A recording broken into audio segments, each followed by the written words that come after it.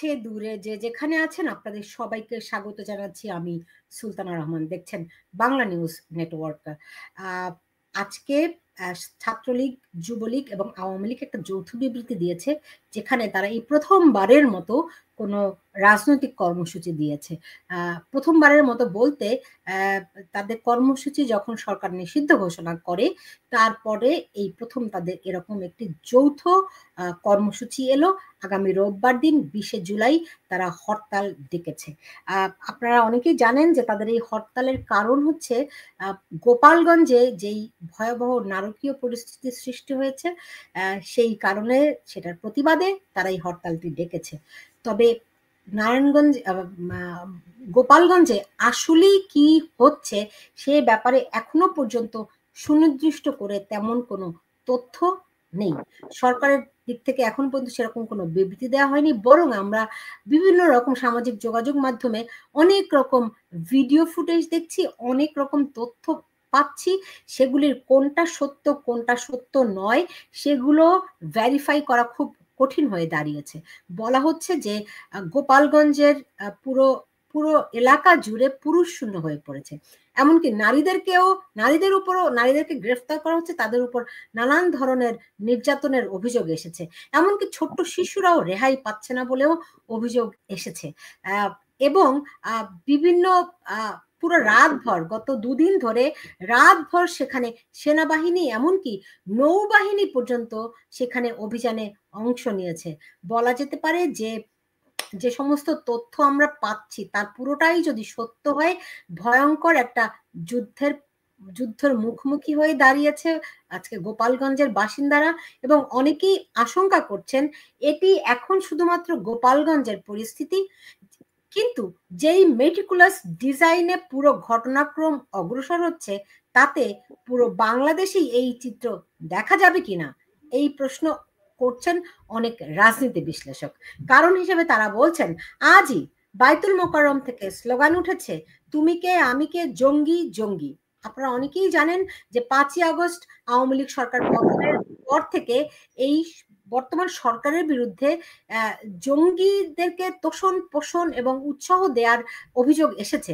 এবং যেই জেলখানাগুলো ভেঙে জঙ্গিরা বের হয়ে গেছে, সন্ত্রাসীরা বেরিয়ে গেছে, ফলে আজকে যখন স্লোগান উঠেছে তুমি কে আমি কে, জঙ্গি জঙ্গি, তখন অনেকেই মনে করছেন সত্যি সত্যি কিন্তু জঙ্গিরা এই পুরো দেশটাকে দখল করে নেবে। কারণ হিসেবে অনেক রাজনৈতিক বিশ্লেষক বলছেন যে 16 জুলাই মধ্যরাতে যেরকম ঢাকা বিশ্ববিদ্যালয়ের ক্যাম্পাসে স্লোগান উঠেছিল, তুমি কে আমি কে, রাজাকার রাজাকার, সেই স্লোগানের পর সরকার যখন সত্যি সত্যি পতন হলো এবং আজকে পর্যন্ত দেখা যাচ্ছে যে এই রাজাকাররাই ক্ষমতায় এসেছে, এই রাজাকাররাই বর্তমানে সবকিছু নিয়ন্ত্রণ করছে।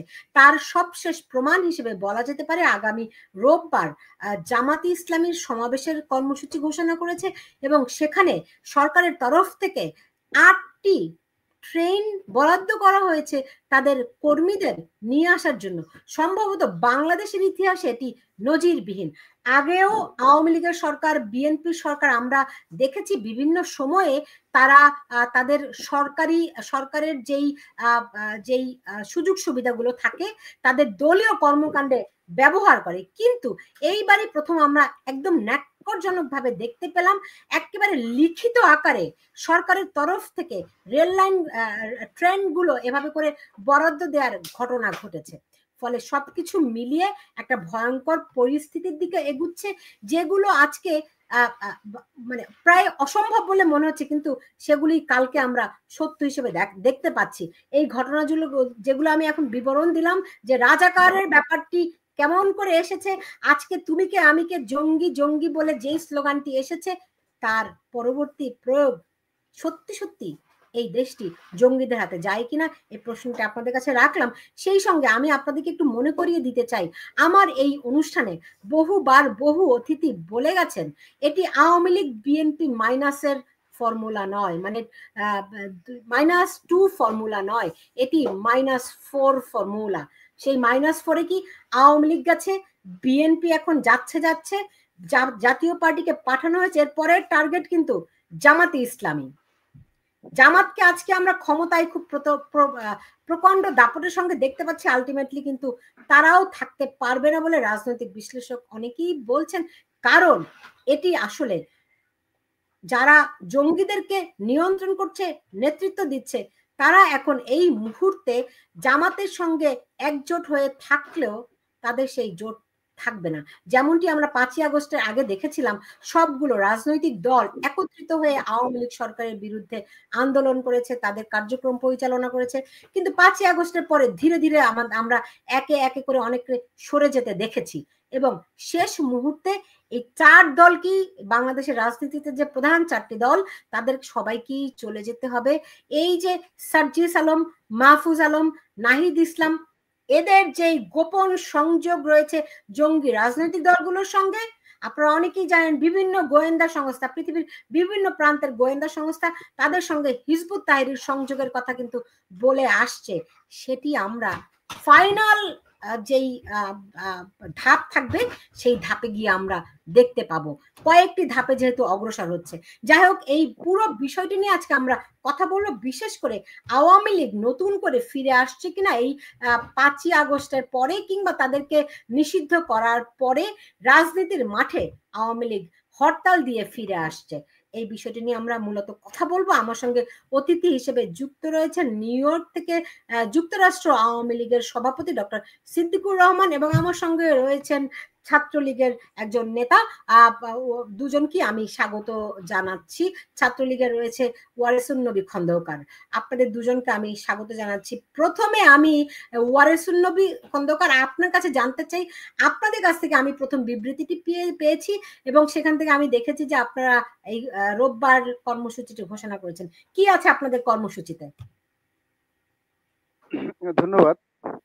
আসলে আমি প্রথমে একটি কথা বলতে চাই যে হরতাল কর্মসূচিটা কালকে অর্থাৎ রোববার দেয়া হলো।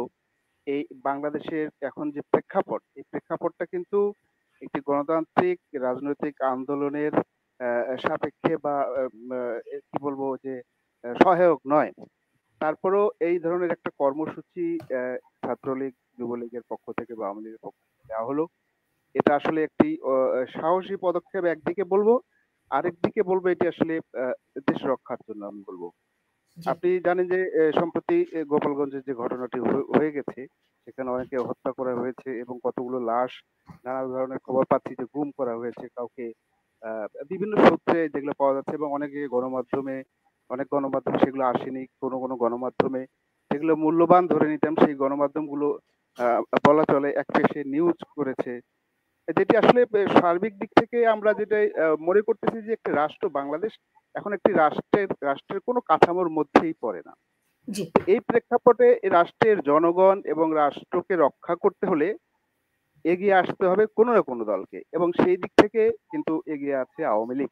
আওয়ামী লীগ একটি প্রবীণ দল। আওয়ামী লীগের অধীনেই এই বাংলাদেশ, আওয়ামী লীগের নেতৃত্বে বাংলাদেশ স্বাধীন হয়েছে 1971 সালে, এবং 30 লক্ষ শহীদের রক্তের বিনিময়ে 2 লক্ষ মা বোনের ইজ্জতের বিনিময়ে। আমরা এই কথা তো জানি, এবং প্রতি 1 বছর ধরে এইটাই শুনছি যে আওয়ামী লীগের নেতৃত্বে বাংলাদেশ স্বাধীন হয়েছে। হ্যাঁ, আওয়ামী লীগের নেতৃত্বে বাংলাদেশ স্বাধীন হয়েছে, তাই বলে এখন কি করছে আওয়ামী লীগ? তারা কি গত 1 বছরে তাদের কোনো রাজনৈতিক কর্মকাণ্ড দেখাতে পেরেছে? তারা কোথাও দাঁড়াতে পেরেছে? পারেনি। এই আন্দোলনকে তারা এখন যে হরতাল দিয়েছে, এটি কি তারা সফল করতে পারবে? দেখুন, সফলতার বিষয়টা আসলে একটু কঠিন। সফল হবে কি হবে না সেটি আসলে আমরা দেখতে পারবো সামনে। তবে আমার মনে হয় সফল হওয়া উচিত। আপনি একটা জিনিস দেখেছেন যে এই নতুন যে রাজনৈতিক দল গঠিত হয়েছে এনসিপি, ছাত্ররা যেটি গঠন করেছে, তারা গোপালগঞ্জে যাচ্ছে, গোপালগঞ্জ থেকে আসছে, এবং তারা বিভিন্ন জায়গায় সভা সেমিনার বা তাদের সমাবেশ করতে যাচ্ছে। সেখানে কিন্তু পুরোপুরি সহায়তা দিচ্ছে সরকার, যে দলটি এখনো নিবন্ধন পায়নি। অথচ আওয়ামী লীগ এরকম সহায়তা পেয়ে তো আপনারাও একসময় আন্দোলন করেছিলেন, রাজপথ দাপিয়ে বেরিয়েছিলেন। না, এটা ঠিক নয়। এই ধরনের কোনো সহায়তা কখনো আওয়ামী লীগ, ছাত্রলীগ বা যুবলীগ বা আওয়ামী লীগের যেসব অঙ্গ সংগঠন আছে তারা এই ধরনের সহায়তা পায়নি। ট্যাঙ্কের ভিতরে গিয়ে তারা আশ্রয় নেবে এবং তাদেরকে প্রোটোকল দিয়ে নিয়ে যাওয়া হবে, আর্মি প্রোটোকল দিয়ে নিয়ে যাবে, পুলিশ প্রোটোকল দিয়ে নিয়ে যাবে, তারা ট্রেন পাবে। এ ধরনের আওয়ামী লীগ কেন, কোনো বাংলাদেশে অতীতে কোনো দলে এই ধরনের সহযোগিতা পায়নি। বরং একটি হয়তো সহযোগিতা ছোটখাটো যেটি হয়তো পেয়েছিল সেটি হচ্ছে মিছিল মিটিং এর ক্ষেত্রে একটা বিশৃঙ্খল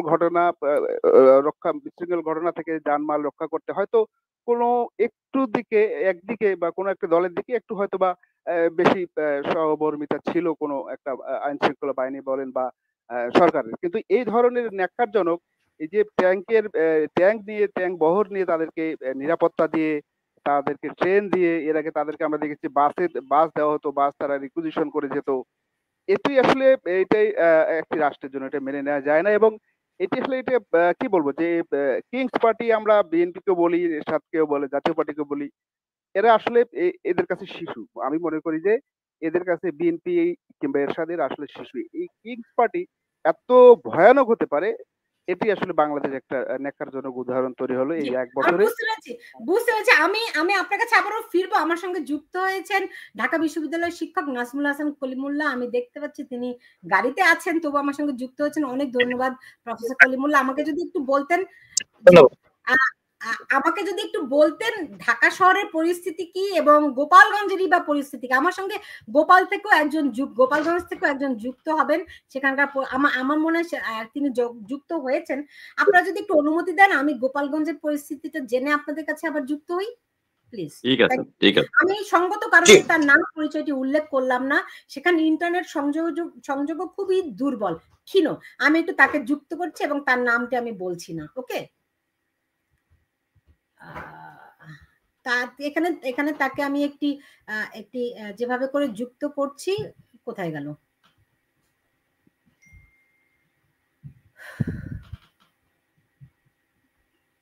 আমি একটু যুক্ত করতে চাই তাকে।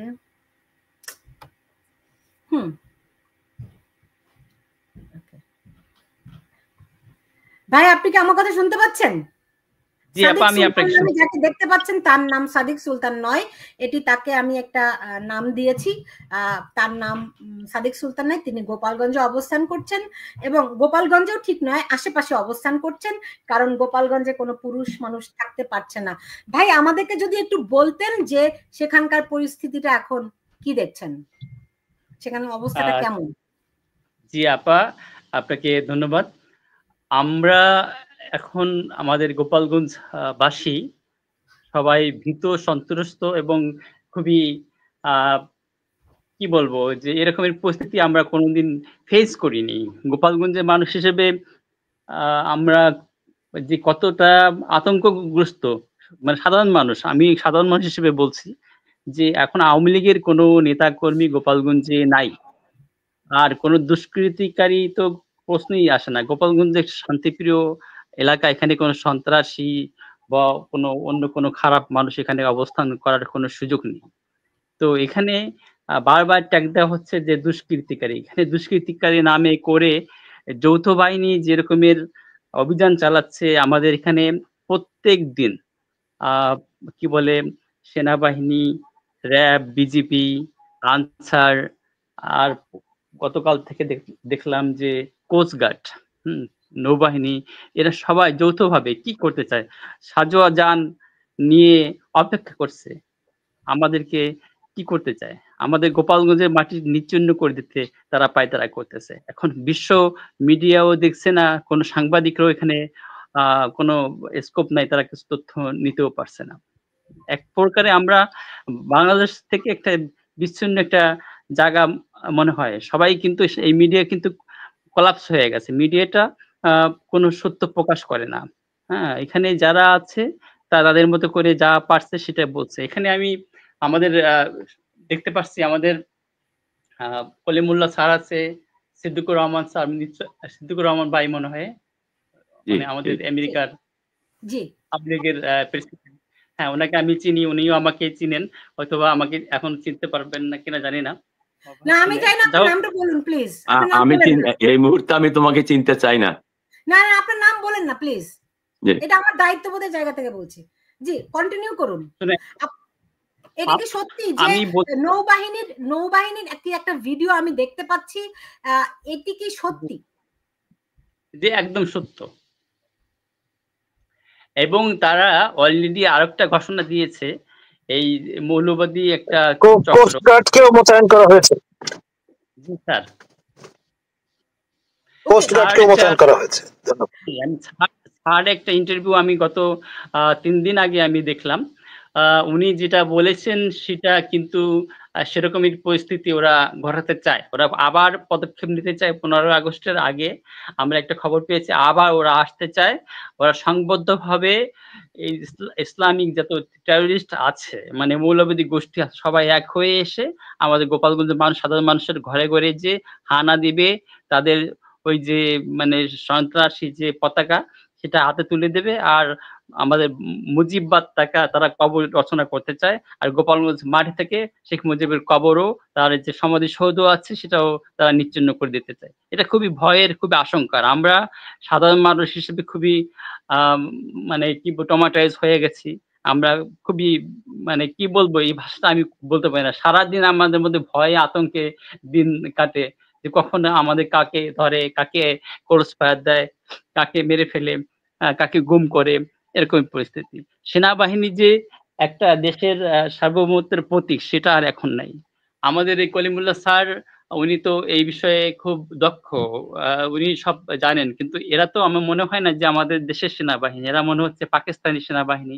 আমাদের নিরীহ মানুষের উপর যে এরকম অত্যাচার শুরু করেছে তা আমরা ভাষায় প্রকাশ করতে পারি না। সেনাবাহিনী নিয়ে আমার অনেক গর্ব হতো। আমার পরিবারের অনেক উচ্চতর অফিসার ছিলেন, নাম প্রকাশ করব না, দুজন লেফটেন্যান্ট জেনারেল ছিলেন। তো তারাও তো কখনো তাদের ব্যবহার দেখে সবাই খুশি হয়েছে, কিন্তু আমি খুব কষ্ট পাচ্ছি এই সমস্ত দেখে। আমি আর সহ্য, একজন সাধারণ মানুষ হিসেবে, সচেতন নাগরিক হিসেবে আমি এগুলো ভাবতেই পারছি না। যে এমনিতে আমরা অভিযোগ পেয়েছি যে রাতভর নাকি বাড়ি বাড়ি তল্লাশি হচ্ছে, এটার ব্যাপারে একটু বলতেন যে? জি, একদম সঠিক বলছেন। আমাদের জেলাতে 5টা উপজেলা আছে, তো সেখানে আমি তো ধরেন যে আমি বেসিক্যালি প্রত্যেকটা ইউনিয়ন, প্রত্যেকটা গ্রাম সম্পর্কে আমার খুব ধারণা আছে, কারণ আমি ছোটবেলা থেকে ওই ঘুরতে পছন্দ করতাম, এবং প্রত্যেকটা মানুষ সম্পর্কে, এলাকা সম্পর্কে আমি ইতিহাস, মুক্তিযুদ্ধ, এই সমস্ত বিষয় হলো আমার, বঙ্গবন্ধু, এগুলো আমার জীবনের সাথে ছোটবেলা থেকে গেঁথে গেছে। আমি যেহেতু ইতিহাসের ছাত্র, ইতিহাস ঐতিহ্য আমি জানতাম, আর ওই সব মানুষের সাথে যোগাযোগটা আছে, প্রত্যেকটা এলাকার আমার কাছে খবর আছে। আমি যেমন সবার সাথে যোগাযোগটা আছে, এরকম হয়তো বা আমাদের জেলায় কারোর সাথে না। আমার কাছে মানে মনে করেন যে আমি প্রায় 2-3 হাজার লোকের কন্ট্যাক্ট আমার কাছে আছে, তাদের সাথে আমি যোগাযোগ, প্রত্যেকটা পাড়া মহল্লায় কি হচ্ছে আমি সব খবর পাচ্ছি জায়গায় বসে। তো দেখতে পাচ্ছি প্রত্যেকটা এলাকায় তারা যে ডিস্টার্ব করতেছে, কেউ কেউ মানে মানে ঘুমাতে পারছে না। তার মানে আপনি ঢাকায় আছেন, তাই তো? না, আমি আছি, আশেপাশে আছি, যেখানে আছি। না, আপনি বলছিলেন যে ঢাকায় বসে সবার সঙ্গে যোগাযোগ করছেন। না, ঢাকায় নাই, ঢাকায় তো থেকে আমি এলাকায় আসছিলাম, পাশে আছি, কোথাও আছি আর কি, আমাদের অন্য কোথাও আছি। ওকে, বুঝতে পেরেছি। মানে ঢাকা বিভাগে আছে না? জি স্যার, ঢাকা বিভাগ অর্থে বলছে নাকি ঢাকা বিভাগের কোথাও হয়তো আছে? ঢাকা বিভাগের কোথাও হয়তো আছে নাকি? না, যেখানে আছেন থাকেন। আমি আসলে পুরো বাংলাদেশেই যারা যারা যারা আওয়ামী লীগের সমর্থক আছে তাদের জন্য পুরো বাংলাদেশটাই অনিরাপদ। তো যেখানেই থাকেন, আমি জানি যে আপনি গোপালগঞ্জের কাছাকাছি কোথাও আছেন আর কি। যাই হোক, যেখানে থাকেন সেটা গুরুত্বপূর্ণ নয়। আপনার পরিবারের কি অবস্থা এবং অন্যদের পরিবার স্বজনদের কি অবস্থা যদি একটু বলতেন, এবং যারা এখন পর্যন্ত কতজন নিহত হয়েছে বলে খবর পেয়েছেন? আমি 4 জনের পরিচয় পেয়েছি। গতকাল আরেকজন হাসপাতালে মারা গেছেন ঢাকা মেডিকেলে। এই মোট 5 জনের সন্ধান পেয়েছি। এর বাইরে শেখ হাসিনার মুখে আমি শুনেছি যে 7 জন মারা গেছেন, আর বিভিন্ন ভাবে শুনেছি এই সংখ্যা 19 থেকে 26। আপনি যদি আমাদেরকে একটু সুনির্দিষ্ট করে বলতেন যে কত হতাহতের ঘটনা ঘটেছে। বেসিক্যালি আমাদের মাননীয় প্রধানমন্ত্রী বা অন্য যারা বাইরে অবস্থান করছেন তারা হয়তো সঠিক সংবাদ তাদের কাছে নাই। এখানে অ্যাকচুয়ালি 25 থেকে 26 জনের মতো মানে হতাহত হয়েছে, এটা সঠিক, কিন্তু এটা তো কোনো মিডিয়া বা কোনো সরকারি ভাবে এটা প্রকাশ করতে দিচ্ছে না। আর যাদের মারা গেছে পরিবারের সদস্য, তাদেরকে ফোর্স করতেছে সেনাবাহিনী, হয়তো এই ভিডিও সোশ্যাল মিডিয়ায় ভাসতেছে, জোর করতেছে যে তাড়াতাড়ি মানে শায়িত করার জন্য, মাটি দেওয়ার জন্য বলতেছে। আর কাউকেই কোনো মারা যাচ্ছে তাদেরকে কাউরে ময়না তদন্ত করার সুযোগ দিচ্ছে না। কেন, কোন বুলেট লাগলো, কি ধরনের গুলি তাদেরকে ব্যবহার, সেই সেনাবাহিনী প্রধান প্লাস হচ্ছে পুলিশ বাহিনী প্রধান তারাও ক্লিয়ার করছে না। পুলিশের প্রধান আইজিপি বাহারুল আলম সে বলছেন যে লিথিয়াম বুলেট বা গুলি সেটা ব্যবহার করা হয়নি। তাহলে কি ব্যবহার করা হয়েছে, কোন গুলিতে মারা গেছে আমাদের এই সাধারণ জনতা, এটা কি মানুষ জানতে পারবে না? জি, ঠিকই বলেছেন যে কারো ময়না তদন্ত হচ্ছে না, এইরকম খবর দেখেছিও। আমাকে যদি আরেকটা জিনিস বলতেন যে যাদেরকে অসংখ্য মানুষ নাকি নিখোঁজ, যাদেরকে তুলে নিয়ে যাওয়া হয়েছে তাদের নাকি কারো কোনো সন্ধান নাই, এ ব্যাপারে কিছু বলতে পারেন? এখানে একজন মন্তব্যও করেছেন এটি। জি একদম, আমি প্রত্যেকটা থানার মানে কাছে আমাদের নিরীহ কিছু লোক যারা হয়েছে, হ্যারাসমেন্ট হয়েছে বা ধরে নিয়ে গেছে, থানায় যে কান্নাকাটি করেছে সেরকমের তথ্য আমাদের যারা সাংবাদিক আছে, যারা কাজ করছে, তারা সেখানে যে আমাকে তথ্য জানিয়েছে যে এই ঘটনা থানার গেটে মানে কান্নার রোল প্রত্যেকটা, একদম যাদের বয়সও নেই, ধরেন যে মানে 10 থেকে 12 বছর, 14 বছর, 15 বছর, 18 বছর নিচে এরকমের অনেক নিরীহ যারা স্কুল গোয়িং না, মানে কাজে চলে গেছে একদম চাইল্ড বয়স থেকে, তাদেরকেও নিয়ে যাচ্ছে মানে অকারণে। একজন যাচ্ছে কাজে যাচ্ছে, তাকে ধরে নিয়ে যাচ্ছে। একজন যাচ্ছে তারা ফ্যাক্টরিতে কাজে নিয়ে যাচ্ছে, জমিতে যাচ্ছে, কেন যাচ্ছে রাস্তায়, এরকম পরিস্থিতি। বুঝতে পেরেছি। আপনি নিরাপদে থাকুন।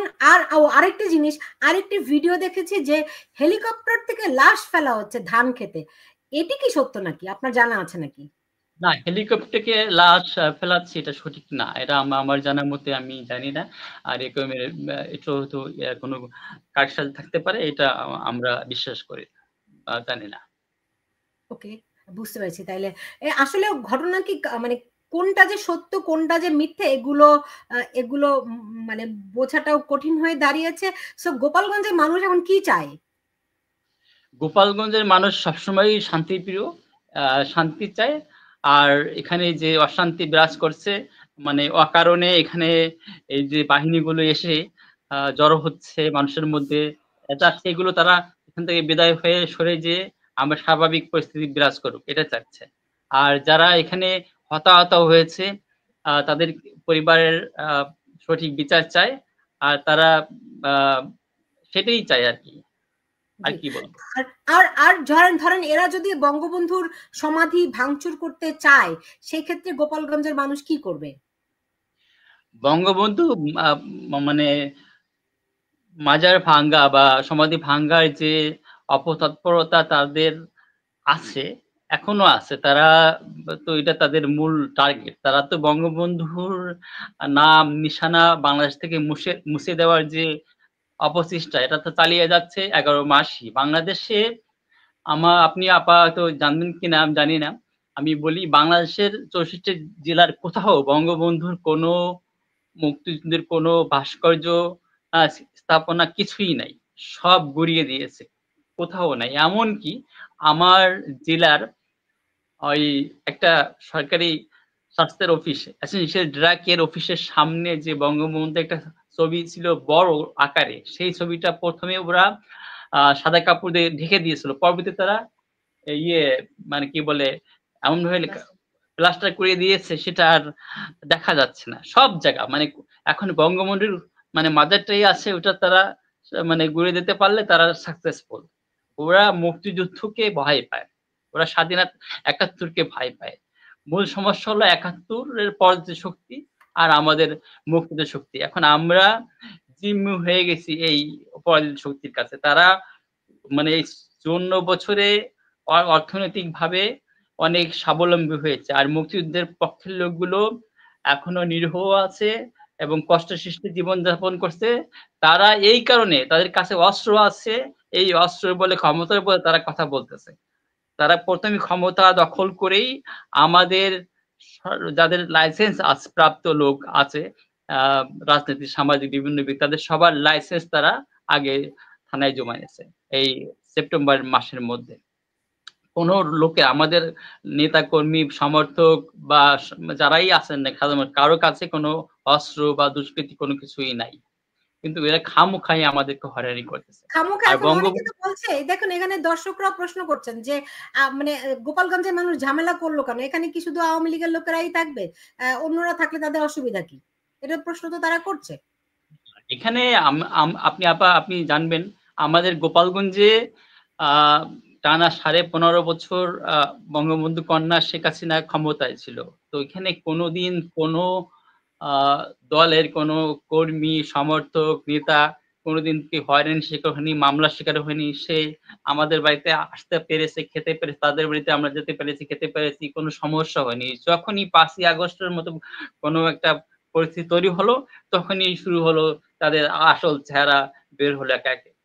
এরকম পরিস্থিতি আমরা দেখি। আর বললেন যে গোপালগঞ্জে আসবে আবার হামলা করতে 15 আগস্টের মধ্যে, কিন্তু হ্যাঁ আসতে পারে, তারা আমরা আশঙ্কা করি। কিন্তু তারা আসলে গোপালগঞ্জের নেতারা না থাকে বা আওয়ামী লীগের কর্মীরা না থাকতে পারে, কিন্তু সাধারণ মানুষ এগুলো রুখে দেবে। যদি 5 লাখ 10 লাখ লোক গোপালগঞ্জের মানুষকে সব মানুষ মেরেই বঙ্গবন্ধু মাজার শেষ করতে পারবে, আদারওয়াইজ কেউ পারবে না।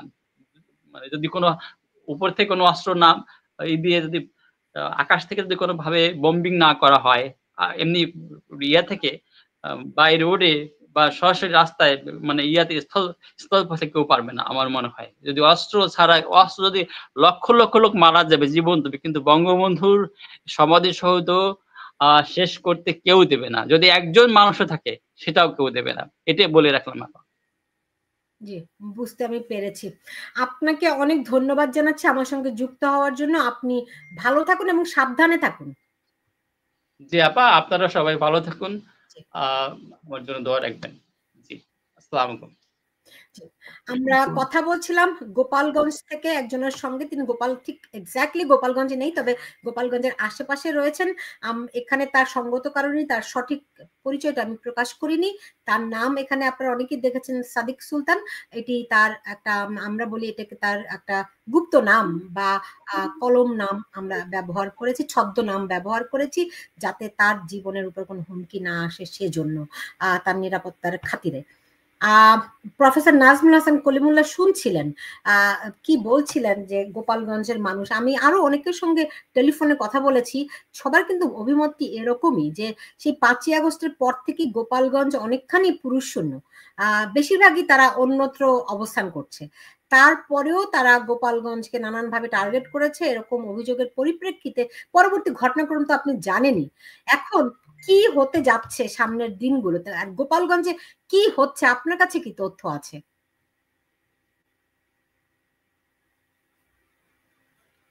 প্রফেসর নাজমুল হাসান কলিমুল্লাহ, আপনি কি শুনতে পাচ্ছেন আমার কথা? এখানে আপনি জিজ্ঞেস করেছিলেন ঢাকার পরিস্থিতি কেমন। ঢাকায় একটা প্রস্তুতি চলছে, সাজ রব জামাতের একটা বিরাট সমাবেশ আছে এবং সেটিকে ঘিরে এক ধরনের উৎকণ্ঠা আছে, এটা বোঝা যাচ্ছে।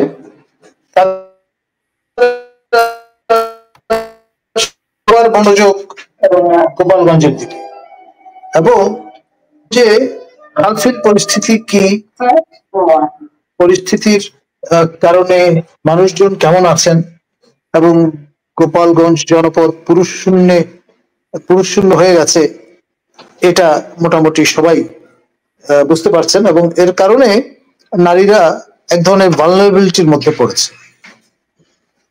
এখন প্রফেসর ইউনূস তিনি আপনার নারীদের এম্পাওয়ারমেন্টের সুবিধার্থে তাকে এবং আপনার গ্রামীণ ব্যাংকে যৌথভাবে কিন্তু নোবেল পুরস্কার দেওয়া হয়েছিল।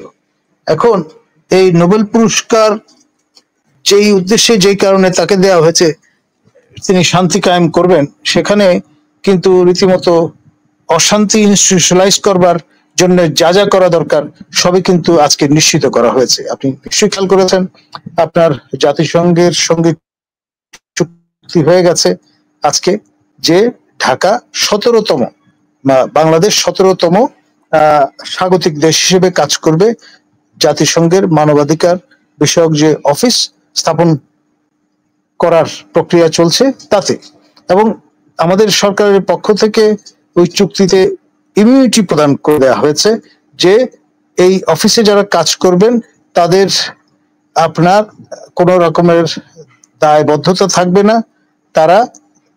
তাদের বিরুদ্ধে কখনো মামলা মোকদ্দমা করা যাবে না, এবং এর জন্য অ্যাকাউন্টেবল থাকবেন না, এখানটায় তারা চলে যেতে সক্ষম হবে নির্দ্বিধায় এবং বিনা বাধায়। আপনার এ পর্যন্ত যেই দেশগুলোতে আপনার এই রকমের অফিস স্থাপিত হয়েছে প্রত্যেকটা কম বেশি কনফ্লিক্ট জোনে রূপান্তরিত হয়েছে, এবং আগামী 3 বছরের জন্য আপনি ধরে নিতে পারেন বাংলাদেশ একটা কনফ্লিক্ট জোনের মধ্যে প্রবেশ করলো। অ্যাপারেন্টলি মনে হবে যে অনেকে মিষ্টি মিষ্টি খাবেন যে আজকে এই চুক্তি স্বাক্ষরিত হয়েছে, কিন্তু এর মধ্য দিয়ে আমরা ইন এ ওয়ে যেটাকে বলে মৃত্যু পরোয়ানা তে স্বাক্ষর করলাম। এবং আমাদের এই অফিস স্থাপনের সবচেয়ে বড় অবদান কিন্তু আমাদের মাননীয় উপদেষ্টা অ্যাডভোকেট আদিলুর রহমান খান শুভ্রর। তিনি বাংলাদেশের এই যে কয়জন এখন ম্যানিং করছেন, আপনার যে কয়জন ম্যানিং করছেন উপদেষ্টা পরিষদ বা মন্ডলী, সেখানে তিনি সবচাইতে বড় মাপের defender of human rights, defender of democracy. তো সুতরাং তার এই ব্যাপারে উৎসাহ আগ্রহ সবচেয়ে বেশি ছিল, এবং আমরা সেটি আজকে দেখলাম কার্যকর হলো। ধন্যবাদ।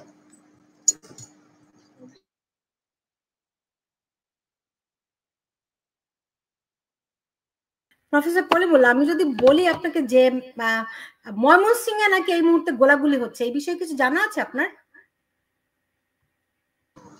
জি না, আমি এখন পর্যন্ত কোনো এরকম খোঁজ খবর পাইনি, তবে আমি নিশ্চিত যে গোপালগঞ্জের যে অস্থিতিশীলতাটা আমরা লক্ষ্য করছি সেটি কিন্তু সমগ্র বাংলাদেশময় হওয়ার জন্যে যা যা উপকরণ দরকার কম বেশি সবই কিন্তু উপস্থিত। স্পার্কটা দরকার ছিল, সেই স্পার্কটা আপনার এই গোপালগঞ্জের মধ্য দিয়ে সূচিত হয়েছে, এবং সে কারণেই আমাদের সরকারের পক্ষ থেকে, ইউনূস শাহীর পক্ষ থেকে সর্বরকম আপনার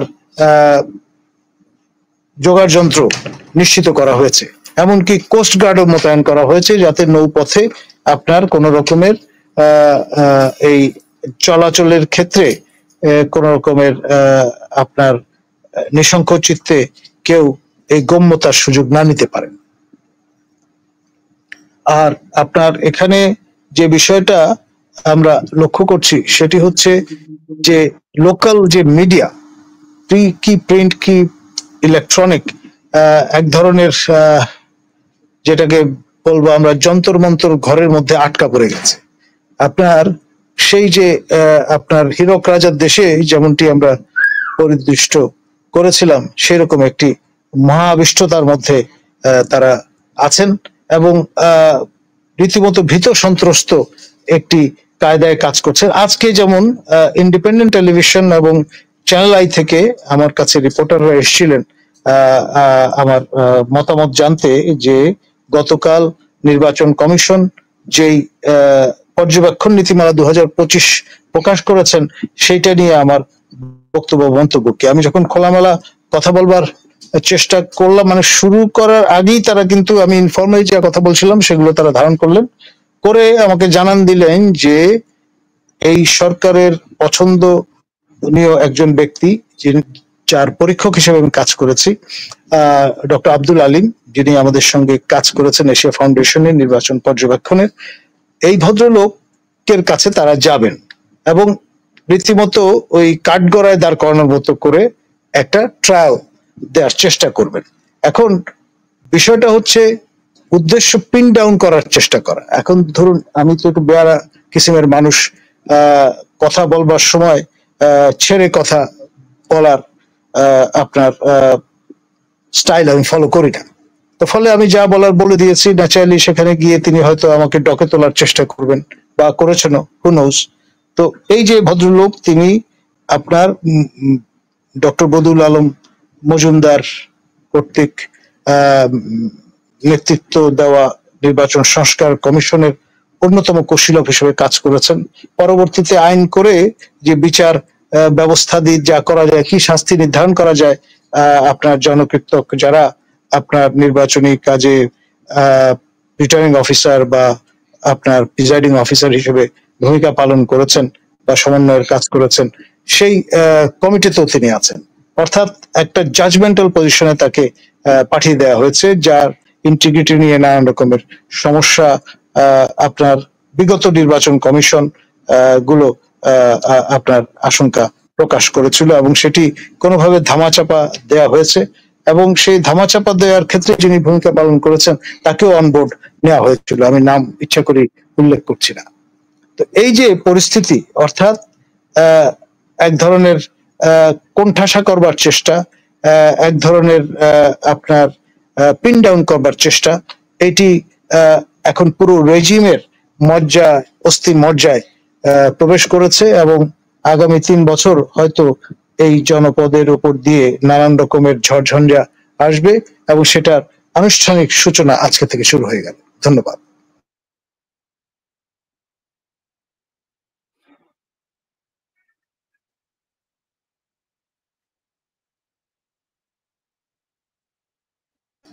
শুনতে পাচ্ছি না, শোনা যাচ্ছে না।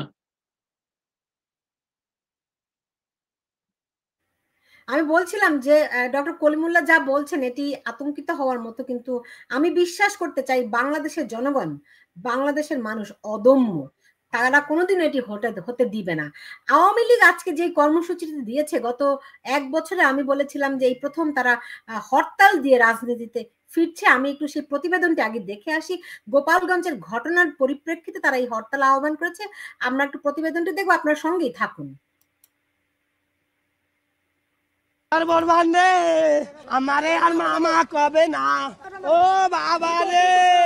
গোপালগঞ্জে গণহত্যার প্রতিবাদ, ক্যাঙ্গারু কোর্টে প্রশাসনের বিচার বন্ধ ও ইউনূস সরকারের পদত্যাগের দাবিতে আওয়ামী লীগের সহযোগী কয়েকটি সংগঠন রোববার সারা দেশে হরতালের ডাক দিয়েছে।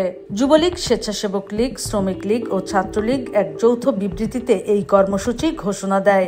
এর মাধ্যমে প্রায় 1 বছর পর রাজনীতির মাঠে সক্রিয় হচ্ছে আওয়ামী লীগ। বিবৃতিতে বলা হয়, ইউনূস সরকার জনগণের প্রতিনিধিত্ববিহীন এবং সংবিধান লঙ্ঘনকারী। অন্তর্বর্তী সরকার খুনি ও ফ্যাসিস্ট হিসেবে অভিহিত করে রোববার দেশব্যাপী সর্বাত্মক হরতালের ডাক দেওয়া হয় বিবৃতিতে।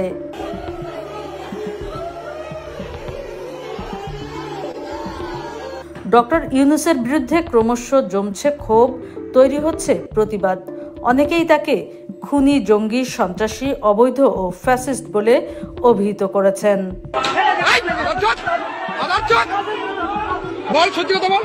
যৌথ বিবৃতিতে বলা হয়, ইউনূস নিয়ন্ত্রিত বাংলাদেশের অস্থায়ী সরকার পুণ্যভূমি গোপালগঞ্জের সাধারণ মানুষ, ছাত্র, শ্রমিক, নারী এবং আওয়ামী লীগ ও ছাত্রলীগ কর্মীদের উপর নির্বিচার নিষ্ঠুরভাবে গুলি চালিয়েছে।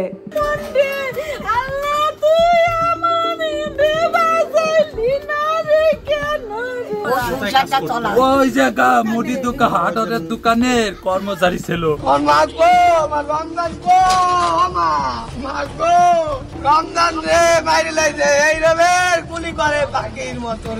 আমার ছেলের বিচার আমি চাই, এই বিচার যদি না পাই ভালো, তাহলে আমার আরো কি হবে জানি না।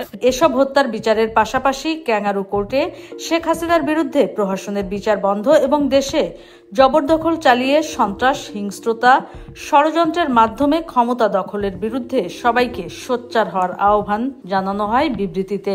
তখন দেখছি যে এই জায়গা, এই পাশে এইখান থেকে গুলি করে সেনাবাহিনী এলোপাতারি ভাবে গুলি করছে, বুঝছেন?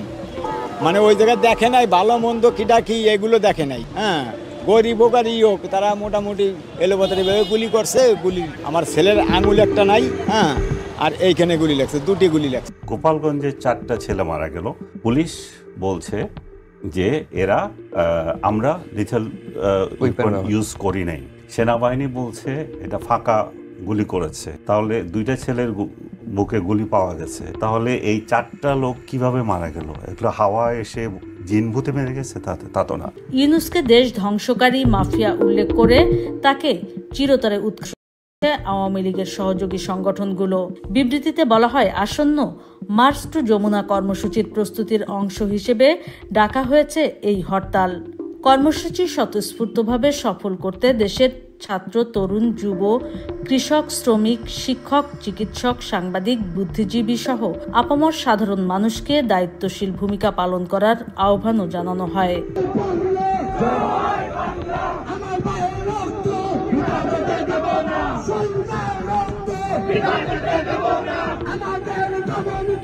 এদিকে গোপালগঞ্জে নির্বিচারে হত্যার প্রতিবাদ সভা হয়েছে যুক্তরাষ্ট্রে। সেখান থেকেও আওয়ামী লীগ, নিউ ইয়র্ক মহানগর আওয়ামী লীগ সহ সকল সহযোগী সংগঠনের নেতারা রোববার বাংলাদেশে সকাল সন্ধ্যা হরতাল সফল করার আহ্বান জানিয়েছে।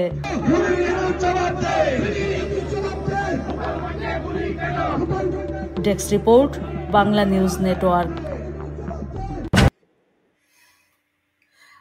ডক্টর সিদ্দিকুর রহমান, আপনারা এই একটা সমাবেশও করেছেন এবং হরতালের পক্ষে আপনারা কর্মসূচিও দিয়েছেন। আমি আপনাদের বক্তব্যটি শুনতে চাই, কিভাবে করে আপনারা সমন্বয় করছেন পুরো কর্মসূচিটি? আপনাকে অনেক ধন্যবাদ আমাকে আপনার এই অনুষ্ঠানে আমন্ত্রণ জানানোর জন্য। আমার সহ আলোচক যারা রয়েছেন, আমাদের সবার সম্মানিত কলিমুল্লাহ ভাই, তারপরে দুইজন ছাত্র, আমি ছাত্র বলে বলবো, তারা অংশগ্রহণ করেছেন।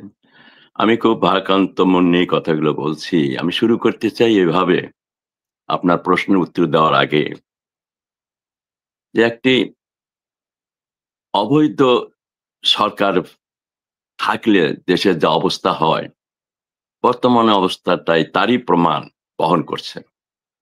কোন বৈধ সরকারের সময় এরকম ঘটনা পৃথিবীতে কোনো দেশে আছে কিনা বা হয়েছে কিনা কলিমুল্লাহ ভাই আমার সাথে হয়তো যোগ করতে পারেন।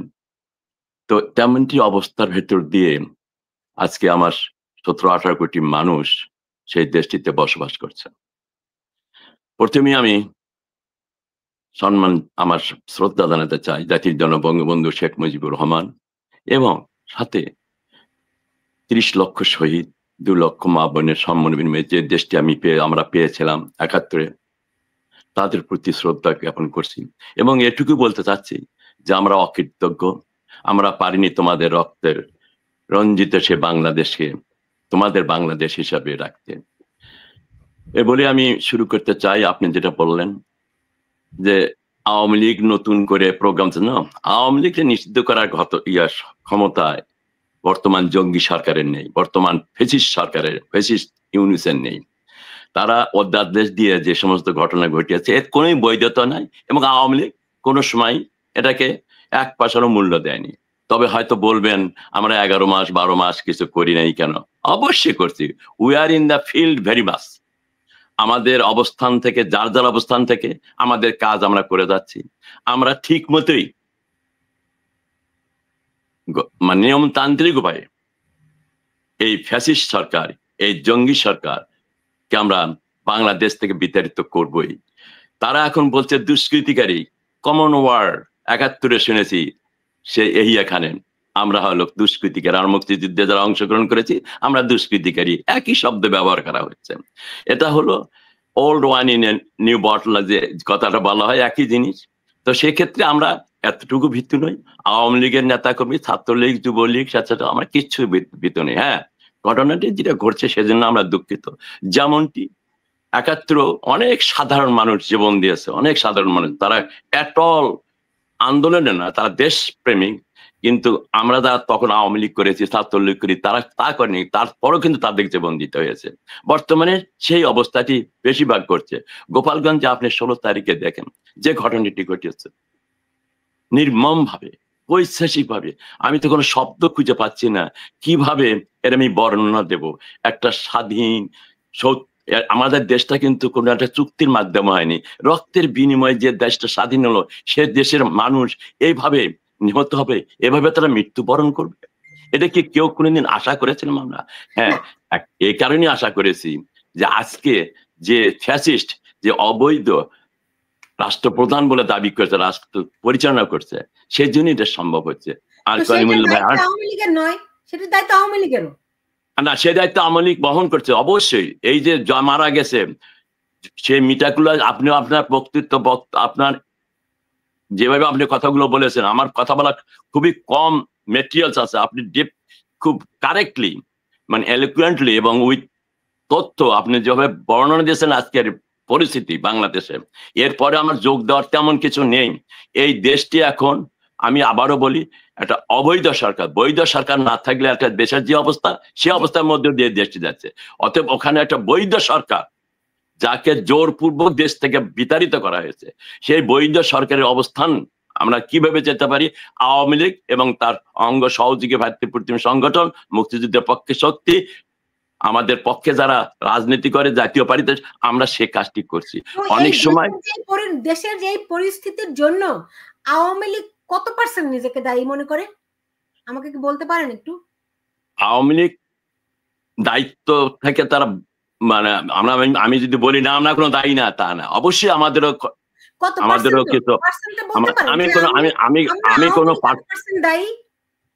আমি কোনো পার্সেন্টেজে এখানে আমি ক্যালকুলেট করতে যাব না। আমার কথা হলো যে আমাদের ভুল ত্রুটির জন্য, আমাদের যে সমস্ত কর্মকাণ্ড করেছি, আমাদের যে কর্মসূচি ছিল, আমরা যেভাবে দলটাকে পরিচালিত করেছি, আমরা যেভাবে সরকারটি 15 বছর পরিচালনা করেছি, আমাদের তার ভেতর আমাদের কিছু ভুল ত্রুটি ছিল। সেই ভুল ত্রুটির জন্য আজকে অবস্থা হচ্ছে। আওয়ামী লীগের বা বাংলাদেশের জনগণের এটার জন্য দায়ী না। কিন্তু অনেক সময় হয় কি আপা, বাই প্রোডাক্ট হিসাবে ওই যখন একটা যুদ্ধ বাজে, দেখুন আমরা গাজার ইয়ারা মারা যাচ্ছে না, কিন্তু যারা যোদ্ধা তারা না, বেশিরভাগ মানুষ মারা যাচ্ছে, জেনারেল পাবলিক মারা যাচ্ছে। সেরকম একটি অবস্থা বাংলাদেশে হয়েছে। তবে আমরা দায়িত্ব অবশ্যই নেব এবং সে দায়িত্ব আমাদের পালন করতেই হবে। সেই দায়িত্ব পালন করার জন্য জননেত্রী শেখ হাসিনা উনি এককভাবে দিন রাত উনি কর্মপন্থা নির্ধারণ করে চলেছেন। আপনি বলছেন জননেত্রী শেখ হাসিনা এককভাবে দায়িত্ব পালন, একটি দলে কি এটি হয় এককভাবে? তিনি কেন সব দায়িত্ব পালন করবেন? কেন আজ পর্যন্ত গত 1 বছরে একটি মুখপাত্র পর্যন্ত দেখলো না? আপনি বলছেন যে আপনাদের ভুল ত্রুটি ছিল, তো ভুল ত্রুটি থেকে 1 বছরে এত বড় একটি দল, এত বাংলাদেশের সবচেয়ে পুরনো রাজনৈতিক দল, ভুল ত্রুটি থেকে তারা 1 বছরও কি শিখতে পারলো? মানুষ তো জানতে চায়, কিছু তো জানতে পারছি না আমরা। না, মানুষ তো সেটা, আমার মনে হয় গত 16 জুলাই যে ঘটনাটা ঘটেছে গোপালগঞ্জে, এরপরে তো আমার মনে হয় সারা দেশের মানুষ বোঝা উচিত যে কি কারণে দেশটির আজকে এই অবস্থা সৃষ্টি হচ্ছে। এটা তো এখন তো আপনি বলতে পারবেন না বা বলা ঠিক হবে না যে আওয়ামী লীগের কারণে আজকে এই ঘটনাটি ঘটিয়েছে। এটা একটা মিটাকুলাস ডিজাইনের অংশ হিসাবে দেশীয় এবং আন্তর্জাতিক গোষ্ঠী কিছু অংশ এর সাথে জড়িত আছে, এবং সেটা সবসময় হয়। যেটা কলিমুল্লাহ সাহেব বললেন যে 3 বছরের জন্য যে চুক্তিটা করেছে জাতিসংঘের, it's an example of for that, যে ইট ওয়াজ নট, এটা ডক্টর ইউনূস এখানে ক্লিন্টন ইনিশিয়েটিভ যে সেমিনারটা, সেখানে বলেছিল যে meticulous design perfectly implemented and it didn't happen suddenly. Right. That very statement is responsible for doctor Siddiqur Rahman, সরকার হিসেবে বাংলাদেশে যা কিছু ঘটেছে এই দায়িত্ব তো সরকারেরই। মানে আওয়ামী লীগ সরকার ক্ষমতায় ছিল, তাদের অধীনে এই মেটিকুলাস ডিজাইন বাস্তবায়ন হয়েছে, ওই আওয়ামী লীগ সরকার কি এই দায়িত্ব নিতে হবে? তারা কি সেটি নিয়েছে নাকি মানুষকে তারা সচেতন করেছে? না, আমরা নিচ্ছি। সেটা তো অবশ্যই আমাদের নেত্রী সবসময় তার বক্তব্য, আপনি জানেন সে বাইরে একটা দেশে অবস্থান করছেন, সে কিন্তু তার বক্তব্য সবসময় একই কথা বলছে যে কি কারণে কি হয়েছে, কি আমরা কি অন্যায় করেছি, আমরা কি পদ্মা ব্রিজ করা কি আমাদের অন্যায় হয়েছে, মেট্রো রেল করা, আজকে আপনারা যে সুযোগ সুবিধা, আপনি না আজকে বাংলাদেশে যারা অবস্থান করছেন, যারা যে সুযোগ সুবিধাগুলো তারা ভোগ করছে, এই যে ট্যাঙ্কটা ব্যবহার করলো উদ্ধার করার জন্য এই জঙ্গিদের, সে ট্যাঙ্কটা কে নিয়ে আসছে, কার পয়সা দানা, এবং সেখান থেকে যে গুলি করা হলো সে কার পয়সা দে, এবং রাস্তাঘাট যত উন্নয়নগত 15 বছর, এগুলো তো আমরা তো নিয়ে আসেনি, সব কিন্তু বাংলাদেশে অবস্থান করছে। আওয়ামী লীগ আমলে অনেক উন্নয়ন হচ্ছে, কিন্তু উন্নয়ন মানে ইট কাঠ পাথর নয়। উন্নয়ন মানে অনেক বড় একটি ব্যাপার। উন্নয়ন মানে গণতন্ত্র, উন্নয়ন মানে মানুষের স্বাধীনতা, উন্নয়ন মানুষের জীবন মানের সামগ্রিক উন্নয়ন। যাই হোক, সেই বিষয় নিয়ে কথা বলবো আরেকদিন। আজকে আমি এখানে একটু অ্যাড করতে চাই আপা, আমি 1 সেকেন্ড 1-2 মিনিট 1 মিনিট একটা অ্যাড করতে চাই। এই যে অবস্থা হবে, এই কথাটা কিন্তু গত 5 বছর 7 বছর থেকে জননেত্রী শেখ হাসিনা রিপিটেডলি বলেছেন যে এই যে আন্দোলন হচ্ছে, এই যে ষড়যন্ত্র হচ্ছে, তোমরা সাবধান হয়ে যা, এবং সাধারণ মানুষকে কিন্তু সাবধান হতে বলছেন যে এই যে আন্দোলন, এটা আমার ওনার বিরুদ্ধে নয়, সরকারের বিরুদ্ধে নয়, আপনার জনগণের বিরুদ্ধে এই ষড়যন্ত্র চলছে। যেটা কালিমুল্লাহ ভাই বলেছেন, বা এখানে আর একজন বলেছেন, যে এই দেশটাকে একটা জঙ্গি রাষ্ট্রে পরিণত করার পরিকল্পনা, সেখানে আমরা ব্যর্থ হয়েছি। তার কারণ একটা কোটা আন্দোলন কেন্দ্র করে ছাত্রদের একটা সামান্য, ইভেন এটা কমপ্লিকেটেড আন্দোলনও ছিল না, সেই কোটা আন্দোলনকে তারা ভর করে, এই কোটা আন্দোলনকে সুযোগটা নিয়ে তারা আজকে তাদের যে লং, সেই ৭১-এর পরাজয়ের পরে যে গ্লানি যে তারা সহ্য করে, সেই একা শুধু যেটা বলছে ডিডন্ট হ্যাপেন সাডেনলি, এটাই প্রমাণ করেন। যেটা আজকে বাংলাদেশের যে ঘটনাটি ঘটেছে ৫ই আগস্টে, এটা বাংলাদেশের জনগণের বিরুদ্ধে একটা ষড়যন্ত্র, এবং সেখানে আমরা সরকার হিসেবে ব্যর্থ হয়েছি। আমরা ৭৬ বছর দল আমরা পরিচালনা করেছি, দলের নেতা কর্মী হিসেবে আমরা ব্যর্থ হয়েছি, সেটাকে আমরা প্রতিহত করতে পারিনি। সেই দায়িত্ব আমাদের অবশ্যই। আমরা যখন আল্লাহ যদি আমাদের সহায় হয়, জনগণের অধিকার যেতে হয়, জনগণ তার গণতন্ত্র ফিরে পায়, অবশ্যই অবশ্যই গোপালগঞ্জে যে ঘটনা ঘটেছে, ৫ই আগস্টের পরে যত ঘটনা অঘটন ঘটেছে, এবং যে সমস্ত কাজ করার বিভিন্ন পন্থা অবলম্বন করছেন, আজকে করিডোর দিচ্ছেন, আজকে চট্টগ্রাম বন্দর দিয়ে দিচ্ছেন, সবকিছু দিয়ে দেবেন। এই ভদ্রলোকটি তার গ্রামীণ ব্যাংকে তিনি পেয়ে গেছেন। উনি হলো একটা গ্রামীণ ব্যাংকের মাথা নিয়ে উনি একটা ১৭ কোটি মানুষকে আজকে একটা জঙ্গি, একটা ফেসিস্ট ব্যক্তি আজকে দেশটাকে রসাতলে নিয়ে যাচ্ছে, এটুকু আমি বলতে চাই। এবং আমি এটুকু বলি, যারা গোপালগঞ্জ তারা মৃত্যুবরণ করছে, তাদের জন্য আমি সমবেদনা জ্ঞাপন করছি।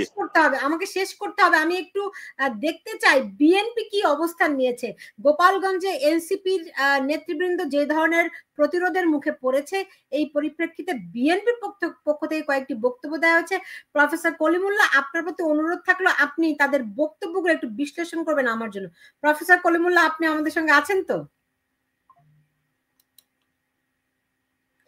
আমি একটু দেখাতে চাই যে বিএনপি এই ব্যাপারে কি বলছে। আমি এখানে সালাউদ্দিন আহমেদ এবং দুজন বিএনপি নেতার বক্তব্য তুলে ধরি।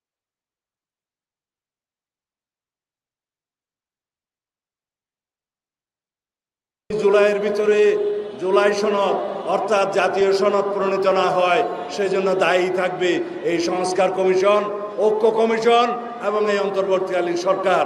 কি করে একদল ঘাতকের হাতে এই এনসিপির তরুণ নেতাদেরকে হাতে তুলে দিয়েছেন। আপনাদের গোয়েন্দা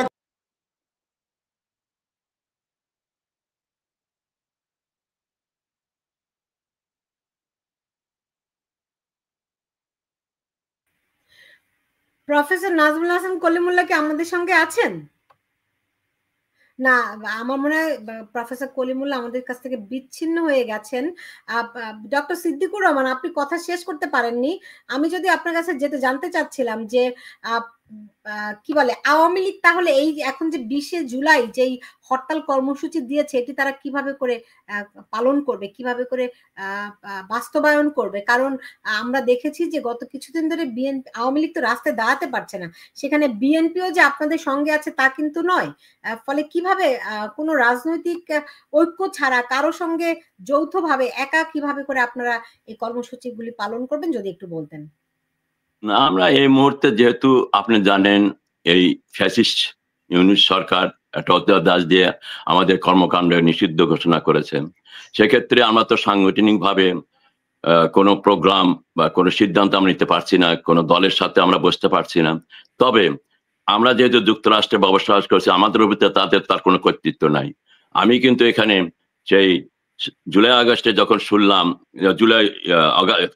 16ই জুলাই যখন শুনলাম গোপালগঞ্জে নির্মমভাবে মানুষকে হত্যা করা হয়েছে, সেই সমাবেশে আমি এখানে ডেকে বিশ্বের রাজধানী নিউ ইয়র্কে আপনি জানেন, সেই সমাবেশেই আমি ঘোষণা দিয়েছি যে এতগুলো মানুষকে নির্মমভাবে হত্যা করা হয়েছে, তার প্রতিবাদে বাংলাদেশের জনগণ এই একদিন হরতাল পালন করা উচিত বলে আমরা মনে করি। আপনি যদি দেখেন সে পাকিস্তান আমল থেকে শুরু করে কোনো ছাত্রের গায়ে হাত পড়লে আমরা কিন্তু এই সমস্ত হরতাল পালন করে আসছি। এটার মধ্যে গণতান্ত্রিক অধিকার, যে কোনো ব্যক্তির গণতান্ত্রিক অধিকার হরতাল ডাকার।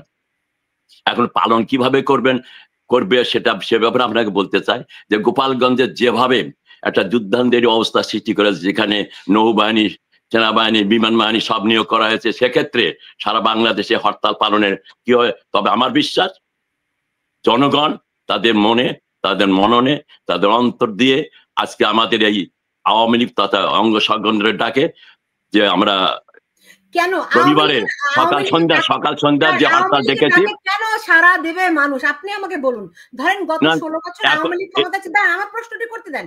আপনি বাংলাদেশের কথা বাদ দেন, আপনি নিউ ইয়র্কের যুক্তরাষ্ট্র আওয়ামী লীগের প্রেসিডেন্ট আছেন আজকে 16 বছর, রাইট? এখন আমি তো দেখি নিউ ইয়র্কে আওয়ামী লীগের নেতাকর্মীদের বসার কি একটি জায়গা আছে? আছে? কোনো দরকার নেই। আপনারা কি করেছেন আমাকে বলুন। বসার কোনো দরকার তো নেই, আমার বসার কোন কি দরকার আছে? আমাদের কাজ হলে চলবে, দরকার নেই। কিন্তু আপনার কর্মীরা তো মনে করছে যে তাদের কোনো প্ল্যাটফর্মই নাই, না আছে তাদের মিডিয়া, না আছে তাদের একটি বসার জায়গা, না আছে একটি অফিস। এখানে তো অন্য সব রাজনৈতিক দলের অফিস আছে, আওয়ামী লীগের কারোই নেই। এটা ঠিক বলেন, কারো কোনো অফিস নেই এখানে, অন্য কোনো। এখানে সে কথা বলতে গেলে বিএনপি তো আমাদের পরে বিএনপি তো আজকে 20-15 বছর হল, আমি যখন থেকে প্রেসিডেন্ট, তাদের কোনো সংগঠনই নাই, তাদের কোনো কমিটি নাই। ওটা সঠিক না। আর যারা বলেছে নেতা কর্মীরা, আপনি দেখেন সেই আমি যতদিন হলো এখানে দলের আছি, আপনি দেখেন জুলাই মাসে 2012 সালে যখন ডক্টর ইউনূসের ইন্ধনে ওয়ার্ল্ড ব্যাংকের টাকা বন্ধ করে দেওয়া হলো, তখন আমি হাজার হাজার লোক নিয়ে ওয়ার্ল্ড ব্যাংক ঘেরাও করেছিলাম, যেটা বাংলাদেশকে সারা বিশ্বের ইতিহাসে, ওয়ার্ল্ড ব্যাংকের ইতিহাসে নেই। কোথায় আপনাদের এখন? না, এখন তো কোথাও, এখন তো শোনেন, হাজার হাজার লোক যখন দরকার হবে তখন ডেফিনেটলি হাজার হাজার লোক হাজির হবে। এখন আমাদের এখানে আমাদের হাজার হাজার লোক দেখানোর কোনো প্রয়োজন নাই। আমার কথা হলো, আমাদের প্রতিবাদ করতেছি আমরা দল হিসাবে, যার যেটুকু করার দরকার টাইমলি আমরা সেটা করছি। সেটা স্টেট ডিপার্টমেন্টে হচ্ছে। আমি আপনাকে বলি, আমরা আগামী সোমবারে জাতিসংঘের সামনে বলবো। জাতিসংঘের গুতেরেসের কাছে আমি অলরেডি চিঠি দিয়েছি এবং বলেছি, তোমার শান্তি বাহিনী সারা আমাদের সেনাবাহিনীতে বা পুলিশ বাহিনী দিয়ে তুমি শান্তি বাহিনী করছে, আর সেই সেনাবাহিনী, সে পুলিশ বাহিনী দেখো গোপালগঞ্জে কিভাবে আমাদের সাধারণ মানুষকে নির্মম ভাবে হত্যা করেছে। এই সমস্ত কথা আমরা আগামী সোমবারে জাতিসংঘে বলবো। আগামী শুক্রবারে 25 তারিখে যে স্টেট ডিপার্টমেন্টে যা আমরা এগুলো তুলে ধরবো। এটি হলো আমাদের কাজ। আমাদের সাথে কি আছে না আছে, কি আসে না আসে এই মুহূর্তে, সেই হিসাবটা বড় কথা না। আপনি যদি দেখেন গতকালও আমাদের গত 2 দিনে যে সমাবেশ হয়েছে, বিক্ষোভ সমাবেশ হয়েছে গোপালগঞ্জে কেন্দ্র করে, সেখানে তো শত শত লোকের উপস্থিতি হয়েছে। এবং আপনি একটা কথা জেনে রাখবেন যে আপনারাই বলছেন বাংলাদেশে গোপালগঞ্জে পুরুষ শূন্য হয়েছে। এখন এখানেও যারা আমার মতো সাহস, আমার মতো লোক তো সবাই পাবেন না, আপনার মতো সবাই পাবেন না, যে অনেকেই আপনার টক শোতে আসতে এখন হাজির হয় না। আমি এখানে আমেরিকাতে থাকি, বাংলাদেশে আমার একটা গ্রামের বাড়ি, আমার নিজের কোনো দেশে কোনো আমার নিজের কোনো বাড়ি নাই, কিন্তু গ্রামের এক বাড়িটা, সে বাড়িতে ডক্টর ইউনূস 5ই ফেব্রুয়ারি তার ফেসিস্ট ইউনূস তার সেনাবাহিনী দিয়ে, তার পুলিশ বাহিনী দিয়ে মাটির সাথে মিশিয়ে দিয়েছে।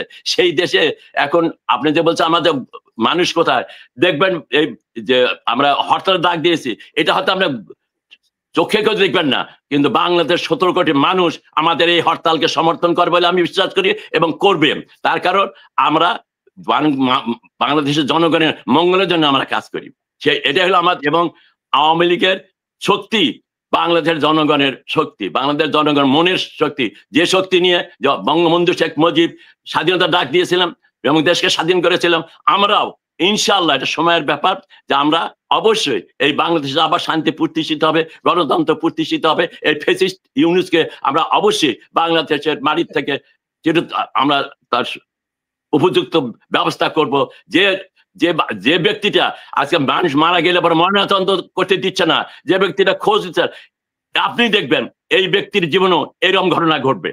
জি জি, প্রফেসর নাজমুল হাসান কলিমুল্লাহ, যে আমরা যদি দেখি যে আমি বিএনপির অবস্থানটি একটু, তাদের দুজনের নেতার বক্তব্য দিয়েছিলাম, জয়নুল আবদিন ফারুক এবং সালাউদ্দিন আহমেদের বক্তব্য দিয়েছিলাম, এবং আওয়ামী লীগ যে কর্মসূচি দিয়ে হলেও রাজনীতির মাঠে ফিরছে, মানে আগামী 20শে জুলাই রোববার তারা হরতাল ডেকেছে। আপনার কাছে কি মনে হয় এই হরতাল কতটুকু তারা কার্যকর করতে পারবে? হরতাল মানে কি এখন এই বর্তমান প্রেক্ষাপটে 20 জুলাই আবার কিন্তু দেশে পরীক্ষাও আছে, একটা পাবলিক এক্সাম আছে, সবকিছু মিলে এই হরতাল তারা কিভাবে করবে, আওয়ামী লীগের ফিরে আসাটাই বা আপনি কেমন দেখছেন? ধন্যবাদ। আমি তো ভাই বর্ন এন্ড ব্রেড ঢাকায়, বাংলাদেশে, মাঝখানে পড়াশোনার জন্য বিলেতে অবস্থান করেছি, মার্কিন যুক্তরাষ্ট্রে অবস্থান করেছি। সেই সময়টা বাদ দিয়ে বরাবরই দেখেছি যে হরতাল যদি কার্যকর করতে হয়, ধরুন 20 তারিখে যদি হরতাল আহ্বান করা হয়, তাহলে 19 তারিখেই এর সকল আয়োজন সম্পন্ন করে ফেলতে হয়। অর্থাৎ আপনার জনমনে আপনার যে বিষয়টি নিশ্চিত করতে হয়, উৎকণ্ঠা এবং উদ্বেগ, যে হরতালে আপনি যদি রাস্তায় বের হন তাহলে ঝামেলায় পড়বেন, অর্থাৎ এই সময়টা বাড়িতে থাকা ভালো, একেবারে একান্ত বাধ্য না হলে রাস্তাঘাটে না যাওয়াটাই বেহতর। এই বিষয়টি নিশ্চিত করে ফেলতে হয় 19 তারিখেই, মানে আপনার হরতালের পূর্বদিনে। তো সেই তাকত তনু বপু কতটুকু অবশিষ্ট আছে সেটার একটা আপনার জানান আমরা দেখতে পাবো definitely, just knocking at the door. এবং তার আগে ঢাকায় যেটি আপনি জানেন যে জামাতে ইসলামের উদ্যোগে বিশাল সমাবেশের আয়োজন করা হয়েছে 19 তারিখে, অর্থাৎ অন দ্য ইভ। এবং এটা নিয়ে যথেষ্ট সাজ রব সর্বত্র পরিলক্ষিত হচ্ছে, কারণ তারা ইন এ ওয়ে সরকারি দলের এবং সেই সঙ্গে সরকারের এক ধরনের যেটাকে বলে টলারেন্স তারা দেখতে পাচ্ছেন। ফলে তাদের যতটা নিঃসংকোচ এবং নির্ভয়ে এই প্রস্তুতি তারা নিতে পারছেন, সেইটা কিন্তু একেবারেই অনুপস্থিত আওয়ামী লীগের বা তার অঙ্গ সংগঠনগুলোর বেলায়, কারণ আইনত তাদের সকল কার্যক্রম স্থগিত করা আছে। তো ফলে যারাই পিকেটিং করতে আসবেন কিংবা প্রস্তুতিমূলক করবার চেষ্টা করবেন, তাদের যথেষ্ট ঝুঁকির মধ্যে পড়তে হবে। খেয়াল করে দেখলাম যে ইতিমধ্যে ঢাকা শহরের দেয়াল গাত্র সর্বত্রই পোস্টার শোভা পাচ্ছে, এবং এই পোস্টারগুলো কাদের? হিজবুত তাহরিরের। তারা আপনার কোনো জায়গা বাদ রাখছে না সর্বত্র। এবং মজা হচ্ছে, আমাদের আইন শৃঙ্খলা রক্ষাকারী বাহিনীর নাকের ডগায় কিন্তু এটা হচ্ছে। আপনার না হলে এত সুনিপুণ ভাবে সুবিন্যস্ত করে এই পোস্টারগুলো সাঁটানো যেত না। এখন ধরুন হিজবুতকেও যেখানে টলারেট করা হচ্ছে, সেখানে কিন্তু আপনার নিষিদ্ধ ঘোষিত, পরিপূর্ণভাবে নিষিদ্ধ ঘোষিত হিজবুত তাহরির কিন্তু অংশত আপনার যে নিষেধাজ্ঞা সাময়িকভাবে প্রদান করা হয়েছে, সে আওয়ামী লীগ এবং তার অঙ্গ সংগঠনগুলোকে কিন্তু ন্যূনতম টলারেন্সের কোনো স্পেস দেয়া হবে বলে আমি মনে করি না। ধন্যবাদ। জি জি, আপনি ঠিক এখানে আমি একটা জিনিস উল্লেখ করতে চাই। আপনি জানেন খালেদা জিয়া, বেগম খালেদা জিয়া সাবেক প্রধানমন্ত্রী, উনি কিন্তু গত বাংলাদেশে 15 বছর সরকার চলেছে, উনি কিন্তু অবরোধ ঘোষণা করেছেন, সে অবরোধ এখনো উইথড্র করা হয়নি। এরা আপনি বলতে পারেন, মানে রাজনৈতিক বয়ান হিসেবে দিতেই পারেন। হ্যাঁ, আমি একটু কথা বলতে চাই যে ছাত্রলীগের যেই নেতা আমাদের সঙ্গে যুক্ত রয়েছেন, খন্দকার ওয়ারেসুন নবী খন্দকার, কি পরিকল্পনা, হরতাল বাস্তবায়নের জন্য কি পরিকল্পনা আছে আপনাদের? ধন্যবাদ। আসলে আমি আপনাকে একটু আগে বলে নিতে চাই যে আমি আসলে এখন রাজনীতির সঙ্গে সরাসরি সম্পৃক্ত না।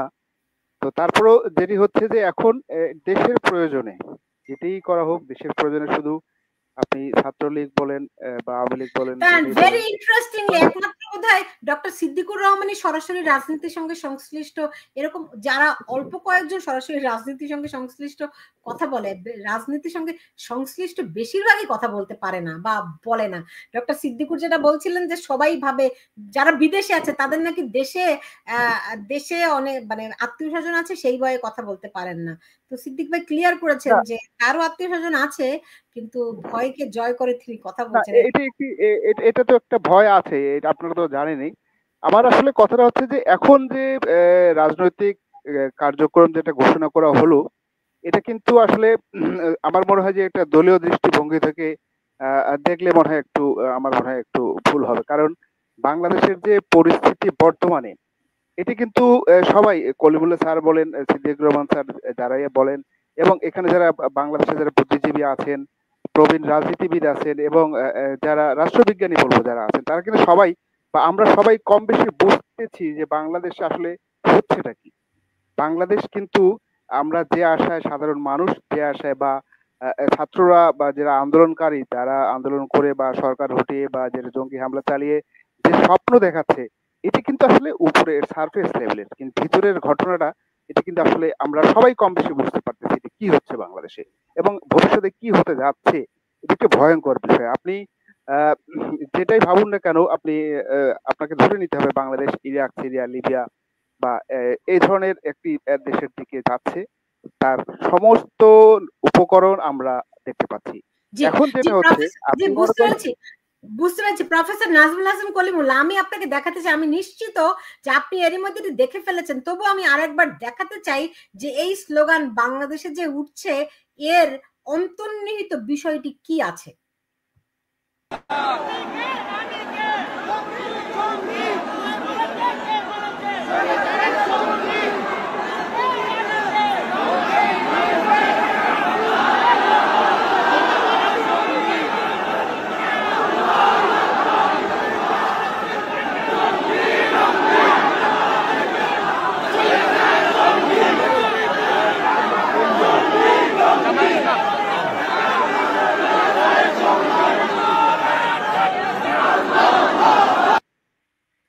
প্রফেসর নাজমুল হাসান কলিমুল্লাহ, এই স্লোগান আমরা বোধহয় আমাদের জীবনে প্রথম শুনলাম। তুমি কে আমি কে, জঙ্গি জঙ্গি, কে বলেছে কে বলেছে, স্বৈরাচারের সঙ্গী। হ্যাঁ জি বলুন। ঠিক এই স্লোগান দিয়েই ঢাকা বিশ্ববিদ্যালয় গত বছর তুমি কে আমি কে, রাজাকার রাজাকার, কে বলেছে, পরবর্তীতে তারা যখন তীব্র প্রতিক্রিয়া হয়েছে তারপরে তারা যুক্ত করেছিল কে বলেছে স্বৈরাচার স্বৈরাচার। এইবার নতুন ফরম্যাটে জীবনে প্রথমবারের মতো বাংলাদেশে এরকম স্লোগান উঠলো। এর অন্তর্নিহিত তাৎপর্য, ঘটনা, মানে বিষয়টি কি? দেখুন, একটা সময় ছিল যখন বলা হতো বাংলা হবে ভিয়েতনাম। সেই স্লোগানের প্রতিস্থাপন আমরা করলাম বাংলা হবে আফগান, এই কথা বলে। এবং এখন আরেক কাঠি সরেস, আপনার রাজাকার স্লোগান পরিত্যাগ করে বলা হচ্ছে জঙ্গি। এখন জঙ্গিপনার যে প্রাতিষ্ঠানিক অনুমোদন, সেটা কিন্তু আজকে স্বাক্ষর হয়ে গেছে। আপনার বাংলাদেশ আজকে থেকে আনুষ্ঠানিকভাবে কনফ্লিক্ট জোনে প্রবেশ করলো 17তম দেশ হিসেবে। এর আগে 16টি দেশে এই অফিস স্থাপন করা হয়েছে এবং এই ব্যাপারে সবচেয়ে অগ্রণী ভূমিকা পালন করেছেন আমাদের মাননীয় উপদেষ্টা, যিনি নিজেকে দাবি করতেন এবং মূল্যায়িত হয়েছেন, নানান রকমের পুরস্কার পেয়েছেন আপনার তার যে ভূমিকা as defender of human rights, defender of democracy হিসেবে। তিনি আর কেউ নন, আমাদের honourable adviser advocate Adilur Rahman Khan Shuvro. তার উৎসাহে এবং তার অনুপ্রেরণায় এবং তার স্টিয়ারিং এ আপনার মূলত উপদেষ্টা পরিষদ ইমপ্রেসড আপন হয়ে আপনার অনুমোদন প্রদান করেছে এই চুক্তিপত্রে এবং সেটি আজকে ফর্মালি স্বাক্ষরিত হলো।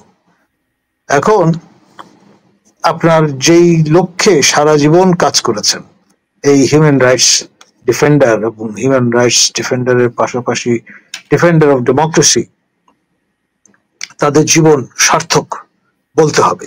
কারণ স্থায়ীভাবে আমরা এই যে অফিস আপাতত 3 বছরের জন্য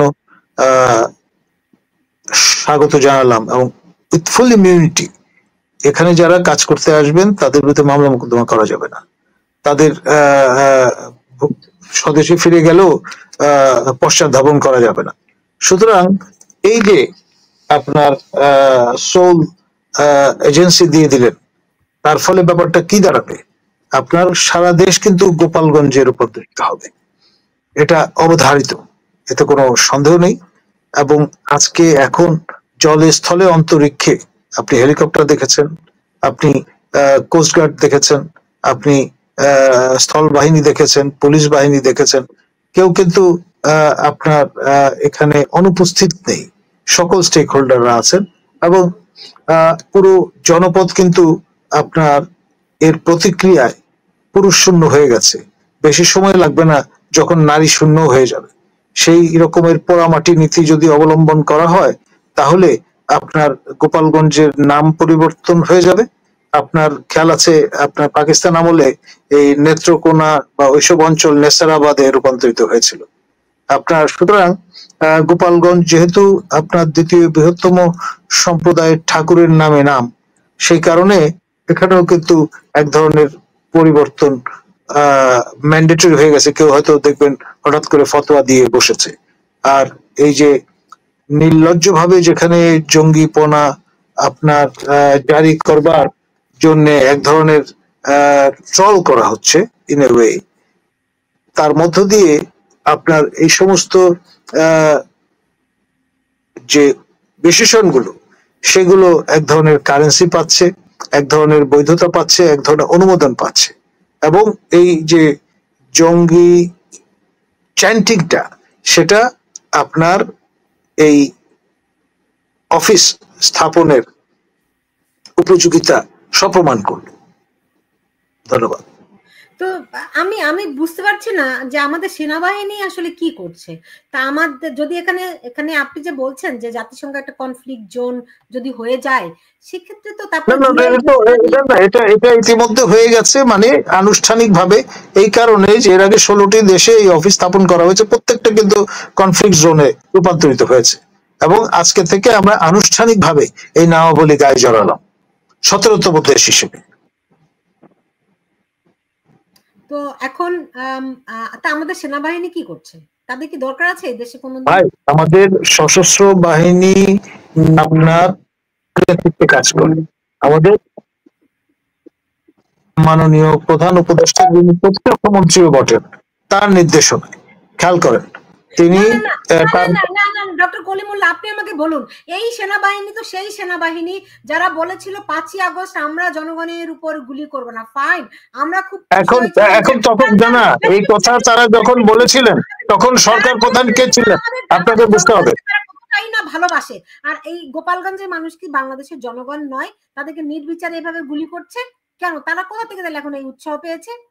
দেখুন, এইটা সমগ্র দেশব্যাপী সম্প্রসারিত হবে, আমি কলিমুল্লাহ বলে রাখলাম, তখন অবাক হবে।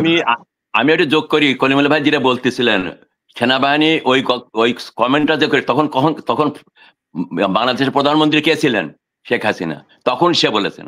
কিন্তু যখন 5ই আগস্টের পরে যে ঘটনাটি যার সাথে উনি জড়িত এবং উনি প্রথমেই ওনার মুখ দিয়ে, ওনার পবিত্র মুখ দিয়ে বেরিয়েছিল আমিরের নাম, জামাতি ইসলামের নাম। এবার এটা তো পূর্ব পরিকল্পিত। আপনি যেটা চিন্তা করছেন আপনি সুন্দরভাবে বোঝেন। আমি জানি আপনি আমাদের মুখ থেকে কথাগুলো জেনে নিতে চাচ্ছেন। আপনি সবই আপনার যে ঘোষণা প্রথম যে আপনি বর্ণনা দিয়েছেন তার ভেতরে সবকিছু আছে। এখন আমার এমন একটা অবস্থা গেছে, আপনারা তো বললেন আমরা হরতাল, আপনি হেডিংটা দিয়েছেন হরতাল দিয়ে রাজনীতির মাঠে আওয়ামী লীগ। ন, আওয়ামী লীগ সবসময় ছিল, তার কারণ আওয়ামী লীগকে নিচ্ছিন্ন করার কোনো ক্ষমতা নেই। অধ্যাদেশ দিয়ে আমাদের কর্মকাণ্ড হয়তো স্থগিত হয়েছে বা কিন্তু আমরা অফিস কর্মকাণ্ড করতে পারছি না। আমরা দেশে এবং প্রবাসে আমরা সে কাজটি করছি। তবে যে কথাটা আমি বলতে চাই, আপনি যে জিনিস, বাংলাদেশের জনগণ এখন এমন একটা অবস্থার ভেতর দিয়ে যাচ্ছে এবং ভবিষ্যতে সেখান থেকে আমাদের তাদেরকে উদ্ধার করতে হবে। কলিমুল্লাহ ভাইদের মতো লোকদের সহযোগিতায় আমি আশা করি, আমি আপনার এই অনুষ্ঠানের মাধ্যমে বাংলাদেশের জনগণের কাছে আমি এটুকু আবেদন রাখতে পারি যে আপনারা হতাশ হবেন না। জীবনে মানে যে কোনো দেশের একটা উত্থান পতন হয়, রাজনীতিতেও হয়। এবং আমরা যে দেশে আমরা বাংলাদেশ, সেটা আমাদের কেউ হাতে তুলে দেয়নি। আমরা রক্ত দিয়ে বাংলাদেশকে আমরা প্রতিষ্ঠিত করেছি। আবার সেই রক্ত আমাদের দিতে হচ্ছে, সেটাই আমাদের দুর্ভাগ্য। এবং সেজন্য আমাদের যেটা বলছি, আমরা এই যে জঙ্গি বললো, এরা আমাদের টাকা দিয়ে লেখাপড়া, আমাদের মানে জনগণের টাকা দিয়ে লেখাপড়া শিখেছে। ইউনিভার্সিটিতে যাওয়ার সুযোগ করে দিয়েছে এই দলনেত্রী শেখ হাসিনা সরকারের সময়। এই সেই প্রাচীরটা আমরা ভোগ করতেছি। তবে যেটা ক্লিয়ারলি বলা হলো, হিজবুত তাহরির একটা নিষিদ্ধ দল, তাদেরকে ওপেনলি এই সরকার, এই ফ্যাসিস্ট ইউনূস সরকার এবং আমাদের সেনাবাহিনী প্রধান, তার চোখের সামনে এই যে স্লোগানগুলো হচ্ছে, কি ওনার দায়িত্ব? ওনার দায়িত্ব কি? ওনাদের দায়িত্ব হলো ভারত মায়ানমার যখন আমাদের অ্যাটাক করবে তখন তারা গুলি ছুটবেন। এবং উনি করলেন কি, গোপালগঞ্জে যে যাদের রক্ত দিয়ে স্বাধীনতা, যে জায়গার নেতৃত্বে বাংলাদেশ আছে, বাংলাদেশের নাম, যে বাংলাদেশে তুমি আজকে সেনাপ্রধান হয়েছো, মেজর হয়েছো, লেফটেন্যান্ট কর্নেল হয়েছো, যদি ৭১ এই দেশ স্বাধীন না হতো তোমরা ওই পেউনে হতে পারত না। তোমরা একটা এই সেনাপ্রধানকে তো আপনাদের নেত্রী বানিয়েছেন সেনাপ্রধান। সেটাই তো বলছি, সেটা ওইটাই তো আমি বলছি। আমরা চেয়েছিলাম এ বাংলাদেশটা সবার জন্য। জননেত্রী শেখ হাসিনা 15 বছরের রাজনীতিতে যদি আপনি দেখেন। আমি আপনার কাছে আবার ফিরবো প্রফেসর কলিমুল্লাহ। তাহলে রোববার কি কোনো সংঘাতময় দিন হতে যাচ্ছে? প্রশ্নটি করলাম কারণ হচ্ছে আপনার জানেন যে জামাত কর্মসূচি দিয়েছে, তাদের সমাবেশ আছে এবং এই জন্য সরকার তাদেরকে ট্রেন ভাড়া দিয়েছে। মানে সরকারি ট্রেনে করে তাদের কর্মীরা আসবে ঢাকা শহরে, রাজশাহী থেকে আরো কয়েকটি জায়গায় তারা সরকারি ট্রেন বরাদ্দ দেওয়া হয়েছে তাদের কর্মী আনার জন্য। এদিকে আওয়ামী লীগ রোববার হরতাল দিয়েছে। তো আপনার কি মনে হয় এটা একটা সংঘাতপূর্ণ দিন হতে পারে? দেখুন, আমি আপনার এই শোতে আগেই বলে নিয়েছি যে আপনি যদি হরতাল কার্যকর করতে চান তাহলে আগের দিন আপনাকে এর প্রয়োজনীয় প্রস্তুতিমূলক কাজগুলো করতে হবে। কিন্তু যেহেতু পুরো রাজধানী শহর আপনার জামাতের এই সমাবেশের জন্য ব্যস্ত থাকবে, জনাকীর্ণ থাকবে, সেই কারণে সেই সুযোগটা হয়তো ওইভাবে পাওয়া নাও যেতে পারে। তারপরে হুলিয়া, আপনার জেল জুলুম ইত্তকার ভয়গুলো তো রয়েছে, যেহেতু কার্যক্রম স্থগিত করা আছে সেই কারণে। সুতরাং আসলে আপনার জামাতের এই যে প্রোগ্রামটা, এটা অনেকদিন আগে থেকেই আমরা জানি তারা ঘোষণা দিয়ে রেখেছেন। তো সেই জন্য এইরকম একটি দিবস বেছে নেওয়াটা বোধহয় খুব একটা বিজ্ঞজনচিত কাজ হয়নি, টু বি অনেস্ট। আপনার যদি ইফ ইউ মিন বিজনেস তাহলে সেইভাবেই আপনার পটভূমি খেয়াল করে আপনার তারিখটা দেওয়া উচিত ছিল। এটা হতে পারতো আপনার 21 তারিখ, হতে পারতো আপনার 18 তারিখ। মানে এই যে রং আপনার টাইমিং, সেটা কিন্তু অনেকাংশে কন্ডিশন করে দেবে এর কার্যকারিতা। ধন্যবাদ। জি, বুঝতে পেরেছি। এখন মানে কি বলবো, যে আপনি বলছেন যে ডক্টর সিদ্দিকুর রহমান, আপনি শুনছিলেন যে প্রফেসর কলিমুল্লাহ বলছেন এটি একটা খুব বিচক্ষণ সিদ্ধান্ত হয়নি রোববার হরতাল। ওনার যুক্তি ঠিক আছে, কিন্তু আমরা এমন একটা অবস্থার মধ্য দিয়ে যাচ্ছি যখন আমাদের বাংলাদেশ জনগণকে নির্মমভাবে হত্যা করা হচ্ছে, নির্মমভাবে তাদের উপরে যে অনাচার চলছে। আপনি গোপালগঞ্জ একটা জেলায় পুরুষ শূন্য হয়েছে, আপনি বলছেন, আমি কিন্তু বাংলাদেশে নাই, আপনারা বলছেন। এমনটি অবস্থায় জামাত কি অনুষ্ঠান দিল, কে কি দিল, আমরা রাজনৈতিক সিদ্ধান্ত গুলো কিন্তু আমরা ওইভাবে অনেক সময় আলোচনায় আসে না। আলোচনায় আসে যে শতাধিক, আমরা আমাদের অর্ধ শতাধিক মানুষকে নির্মমভাবে সেনাবাহিনী, পুলিশ বাহিনী হত্যা করেছে, তার প্রতিবাদ আমাদের জানান দরকার।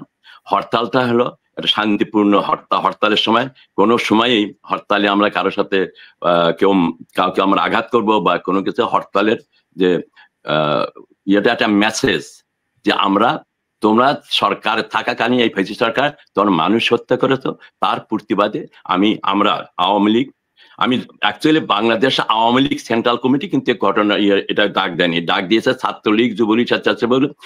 হরতালের ডাকটা দিয়েছে গোপালগঞ্জে বাসীরা। আমরা যুক্তরাষ্ট্র আওয়ামী লীগের থেকে আমরা বিশ্বাস করি যে কেন শুধু গোপালগঞ্জ হবে, এটা আমরা সারা বাংলাদেশের জনগণের কাছে আবেদন রাখছি যে এই যে নির্মমভাবে মানুষ মারা হলো স্বাধীন বাংলাদেশে, সেখানে একটা দিন আপনারা হরতালের মাধ্যমে এদেরকে প্রতিবাদ করুন। এটাই হলো আমাদের আপিল। এখন এটা কিভাবে পালিত হবে না হবে এটা আমরা 20 তারিখে দেবো। আমরা জানি যে কি হতে পারছে, সেটাও কিন্তু আমার জানা, তারপরেও যেহেতু দল হিসাবে আমি যুক্তরাষ্ট্র আওয়ামী লীগ যেহেতু যুক্তরাষ্ট্র আমি নেতৃত্ব দিত, আমি মনে করেছি ব্যক্তিগত আমার নেতা কর্মীদের ওই দিনে যারা উপস্থিত ছিল তাদের সাথে আলাপ আলোচনা করে আমরা সিদ্ধান্তে এসেছি যে না, আমরা যখন পাকিস্তানের সময় দেখেছি সেই রাজশাহী বিশ্ববিদ্যালয়ের সেই প্রক্টরকে জন্মানো, তখন আমরা সারা বাংলাদেশ তখন আমি ছাত্র, জোয়াসার তখন আমি বিশ্ববিদ্যালয়ের ছাত্র, আমরা কিন্তু তখন 144 ভঙ্গ করে আমরা হরতাল করেছি, প্রতিবাদ করেছি। এটা যদি এটা পালিত হবে কিনা আমার বিশ্বাস, বাংলাদেশের জনগণ যারা 71 বিশ্বাস করে, যারা বাংলাদেশের পতাকায় বিশ্বাস করে, যারা বাংলাদেশের সংবিধানে বিশ্বাস করে, যারা বাংলাদেশের জাতির পিতা বঙ্গবন্ধুকে বিশ্বাস করে, তারা অবশ্যই আগামী 20 তারিখ তারা হরতাল পালন করবে। সেই আশা নিয়েই, সেই বিশ্বাস নিয়েই আমি ব্যক্তিগতভাবে বলছি, যুক্তরাষ্ট্র আওয়ামী লীগের সভাপতি হিসেবে বলছি, আমাদের হরতাল 20 তারিখে সকাল 6টা থেকে সন্ধ্যা 6টা পর্যন্ত পালনের আহ্বান জানিয়েছি। এবং আবারও আপনার এই অনুষ্ঠানের মাধ্যমে আমি আবারও পুনরাবৃত্তি করছি, কলিমুল্লাহ ভাই যে যুক্তি দিয়ে রেখেছেন সত্যিকারই একই, খুবই যুক্ত, কিন্তু বাংলাদেশের বর্তমান পরিস্থিতিতে আপনি 18 তারিখ করেন, 19 তারিখ করেন, 20 তারিখ করেন, ইট ডাজন্ট ম্যাটার। একটা ফ্যাসিস্ট সরকারের অবস্থান করছে বাংলাদেশ, তার থাকাকালীন অবস্থায় আপনি যে ডেটি দেন এটা যে মেটেরিয়াল। এখন আমাদের সবাইকে ঐক্যবদ্ধ ভাবে কলিমুল্লাহ ভাই, মানুষ এখন দেখা উচিত যে জিনিসটা আপনি ভবিষ্যৎবাণী করলেন যে আমাদের এই বাংলাদেশের অন্তত 54 বছর তো আমরা এই কনফ্লিক্ট জোনে আমরা রিপ্রেজেন্ট করে নিয়ে বাংলাদেশ 30 লক্ষ শহীদের রক্তে বিনিময় যে কনফ্লিক্ট জোনে যাওয়ার জন্য করি নাই, সে কনফ্লিক্ট জোনে যারা নিয়ে গেল আলিদুর রহমান, তাদের বিচার বাংলাদেশের জনগণ একদিন করবে, সে আশা আমরা করছি। এবং কলিমুল্লাহ ভাই, আপনারা যারা 71 বিশ্বাস করেন অবশ্যই সেটা করবে। আমরা এটা হতে দেব না, কনফ্লিক্ট জোনে আমরা থাকতে চাই না, এবং সেই কনফ্লিক্ট জোন থেকে কিভাবে বেরিয়ে যায় সে দায়িত্ব বাংলাদেশ আওয়ামী লীগের। জি, আমি কনফ্লিক্ট জোন নিয়ে প্রফেসর কলিমুল্লাহ আপনাকে প্রশ্ন করছি, কিন্তু তার আগে ডক্টর সিদ্দিকুর রহমান আপনাকে প্রশ্ন রাখছি যে আপনারা এই যে হরতাল ডেকেছেন, এটা কি নিজেরা কানে কানে চুপি চুপি? আমি তো কোথাও তেমন কোনো প্রচারণা দেখছি না। আপনাদের যে সোশ্যাল মিডিয়া, অন্তত কয়েক মিলিয়ন ফলোয়ার আছে আপনাদের সোশ্যাল মিডিয়াগুলোতে, সেখানে প্রচারণা নাই কেন? প্রশ্নটি রাখলাম, এই প্রশ্নের উত্তর আপনি দেবেন। তার আগে প্রফেসর কলিমুল্লাহ, আপনি যে কনফ্লিক্ট জোনের কথা বলছেন, আজকে বাংলাদেশ স্বাক্ষর করেছে, এই কনফ্লিক্ট জোন যে বাংলাদেশ হবে এটি ইসলামিক দলগুলোও জানে, সেই জন্য কিন্তু তারাও সরকারের এই সিদ্ধান্তে প্রতিবাদ জানিয়েছে। তাহলে তবু কেন ইউনূস সরকার এই মানবাধিকার, জাতিসংঘের মানবাধিকার কমিশনকে এই ইয়েটা দিল, অনুমোদনটি, এই সনদে কেন স্বাক্ষর করলো? 1 নম্বর প্রশ্ন। 2 নম্বর প্রশ্ন আপনাকে পরে করছি, এটার উত্তর দিন আপনি আমাকে আগে। কেন দেখুন, আমি যেটি বলবো সেটি হচ্ছে, compare to the previous regime, present regime led by professor doctor Yunus, তারা কিন্তু ডাউন টু আর্থ পিপল, আবেগ বলে কিচ্ছু নেই মধ্যে। তারা খুব ভালো করে জানেন যে কাকে কখন ব্যবহার করতে হবে। এই মাওলানাদের তারা ইতিমধ্যে ব্যবহার করে ক্ষমতায় এসছেন, সুতরাং এখন তাদের প্রয়োজন ফুরিয়েছে।